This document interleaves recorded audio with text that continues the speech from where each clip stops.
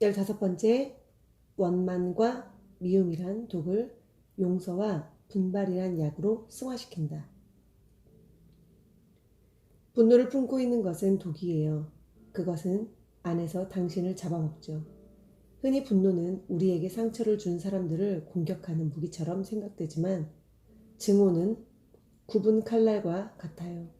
휘두르면 우리 자신이 다쳐요. 미치 앨범. 시드니 폴락 감독의 영화 인터프리터를 보면 강물 재판이란 이야기가 소개된다. 아프리카 한쪽에 마토바 공화국 민주투사 출신 주하니가 대통령의 권좌에 오른 뒤 무자비하게 정적을 살해하자 각지에서 민주화 투쟁이 일어난다. 유엔에서 통역사로 일하고 있는 실비아는 자신이 태어난 공화국의 독재자 주하니의 방미를 앞두고 우연찮은 일에 얽혀 암살 모의 용의자 선상에 오른다.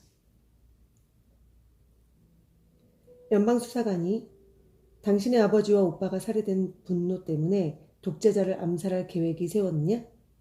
고 신문하듯 따진다. 이때 실비아가 자신은 범인이 아니라고 변호하면서 마토바의 풍속이라며 소개하는 강물 재판의 이야기가 가슴에 와닿았다. 사랑하는 누구를 잃으면 복수를 원하게 되죠. 신에게라도 꼭.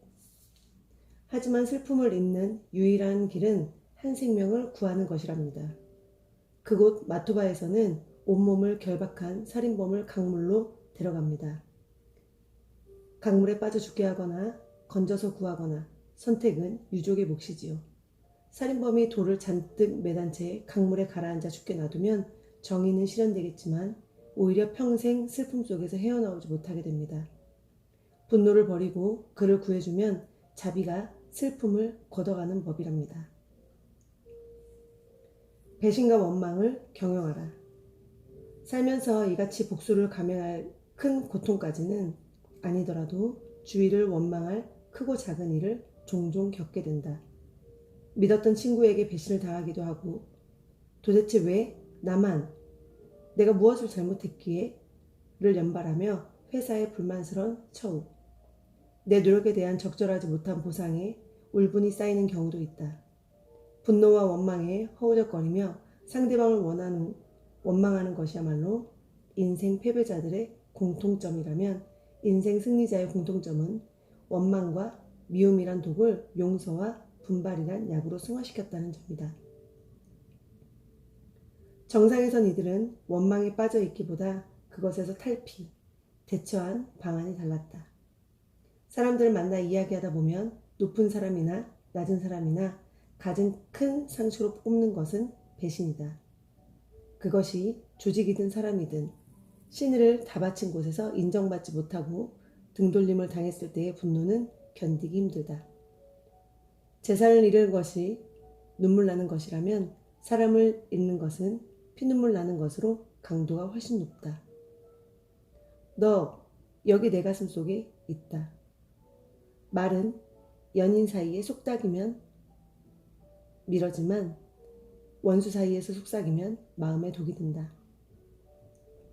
이때가 바로 가장 위험할 때이다. 원망을 현명하게 다스릴 때 성공의 단계로 올라설 수 있다. CEO들은 많은 사람과 함께 일하는 만큼 배신의 횟수도 경험도 풍부하다. 배신과 원망을 얼마나 현명하게 경영했느냐가 바로 성패의 갈림길이 되는 경우가 많았다.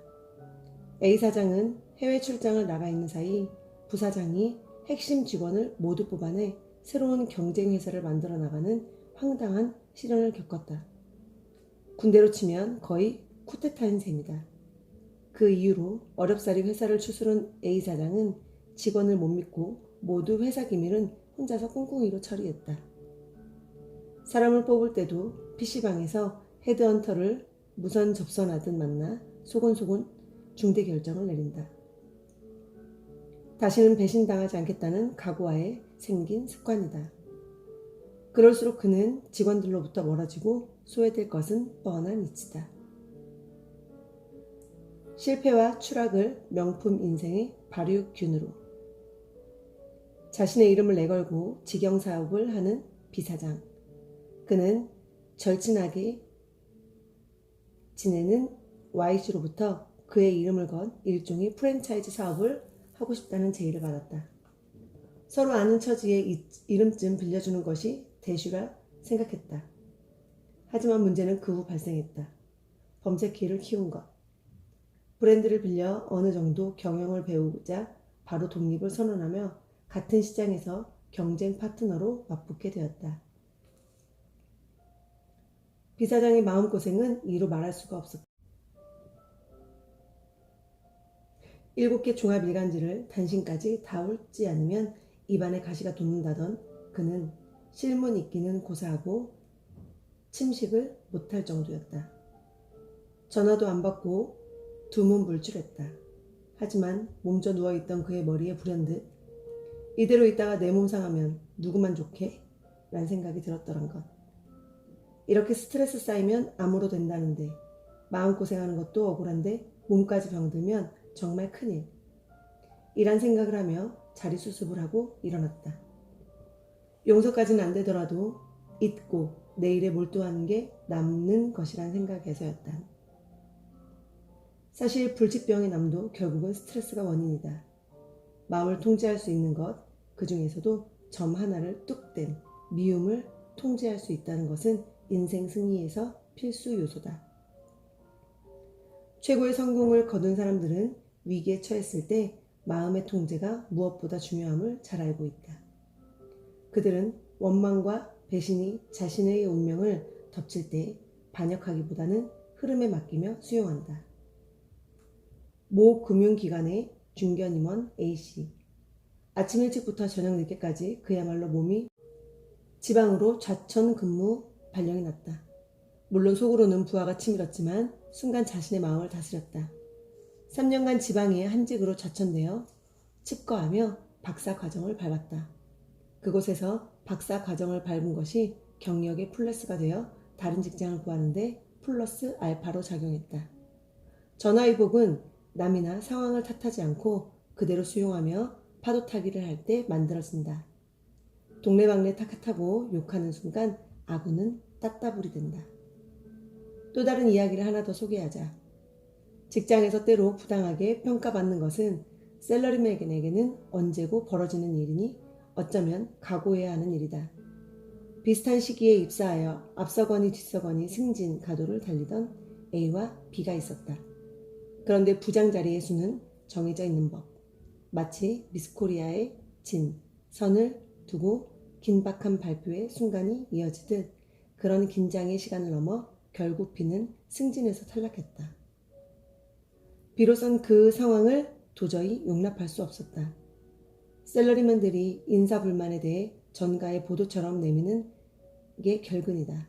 그 역시 자리를 보존하고 누웠다. 찾아온 직장 사람들에게마다 B는 하소연을 했다. 내가 A보다 부족한 것이 도대체 뭐냐고. 영어도 업무 실적도 그보다 뛰어나다고. 그때 그의 넋두리를 듣던 동료가 했다는 소리가 정답이다. 자네가 자리 보존하고 애처럼 응석을 부리는 게 바로 A보다 모자란 점이라네. 스타 CEO 김재우 아조그룹 부회장. 한때 100만 불의 살아있는 별칭으로 불리며 중동 특수의 역군으로 불리던 그였지만 30년간 일한 삼성에서 옷 벗고 나와야 했을 때는 막막하기만 했다. 인사철이 1월이라 보니 마음도 추운데 날씨까지 눈보라가 쳤다. 그는 지구 정반대편에 있는 따뜻한 나라 호주로 부부 해외여행을 떠났다. 그리고 자신의 삶을 돌아보며 성공과 실패의 의미를 복기해 보았다. 내가 왜 아래로 구르게 됐지? 이유는 뭐지? 아내와 함께 여행을 가서 여러 가지로 깊이 생각해 보았죠. 아마 그 시절에 사색이 없었더라면 오늘날의 내 모습은 없었을 것입니다. 성공을 향해 달려가는 열정은 나를 어느 특별한 봉우리로 오르도록 이끌어 주었을지 모르지만 추락은 내가 보다 더 높은 곳에 닿을 수 있도록 도와주었다고나 할까요? 이를 통해 나는 세상과 인간을 바라보는 새로운 눈을 갖게 되었습니다. 만일 그 추락을 제대로 활용하지 못하고 남 탓만 해듣더라면 나는 결코 인생의 발효가 무엇인지 알지 못했을 것입니다. 자, 떨어져도 튀어오르는 공처럼 튀고 싶은가? 아니면 김 빠진 타이어가 되어 주저앉고 싶은가? 그것이 상대의 배신으로든 나의 무능으로든 먼저 자신의 마음속에 있는 원망의 독을 빼버리고 실패의 원인을 복귀한 게 성공한 리더들의 공통점이다. 마음에서 독을 빼고 골짜기가 깊으면 봉우리도 높음을 명심하는 것. 그것이 바로 자기관리의 법칙이다. 자기관리에 지혜가 없는 인생은 늘 위험하다. 자기관리의 지혜를 통해 이 미움과 원망의 독을 늘 빼내야 한다. 독은 남을 해치기 전에 나를 해치기 때문이다. 성공과 자기 극복은 결코 남이 대신 해줄 수 없다. 16번째, 자신과의 약속이 제일 무섭다. 자기 자신도 이끌지 못하면서 어떻게 다른 사람을 이끌려고 하는가? 헤르만 지문. 종종 언론에는 어렸을 때 빌린 돈을 성공한 뒤에 이자 붙여 갚았다는 독지가의 미담 기사가 등장하곤 한다. 과연 이 사람들은 성공했기 때문에 그 어려웠던 시절에 돈을 갚을 수 있었던 것일까? 나는 여기에 조금 생각을 달리한다. 오히려 순서가 바뀌었다는 생각이다. 그 어려운 시절에 빚을 갚고야 말겠다는 독한 마음이 있었기에 오늘날 그 자리에 서서 훈훈한 휴먼 스토리의 주인공이 될 수 있었다는 이야기다. 보통 사람은 남과의 약속을 자신과의 약속보다 무섭게 여긴다. 하지만 성공한 사람들은 자신과의 약속을 남과의 약속보다 더 무섭게 여긴다.